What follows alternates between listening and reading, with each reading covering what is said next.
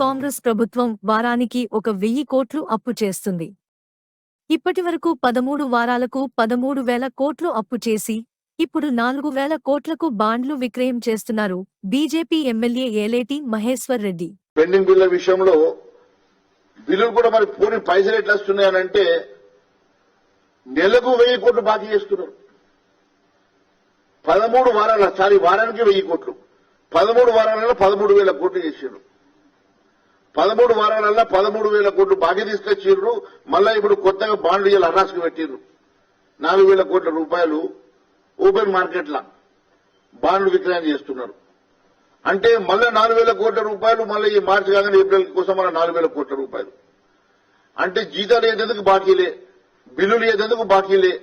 మరి ఈ రాష్ట్రం ఏ రకంగా మరి ముందుకు పోతుందో మాకు అర్థం కావడం లేదు. కానీ వారానికి 1,000 కోట్ల రూపాయలు బాకీ చేసిన తర్వాత రేపు ఈ రాష్ట్ర పరిస్థితిని ఆలోచన చేస్తేనే చాలా భయమైతా ఉన్నది.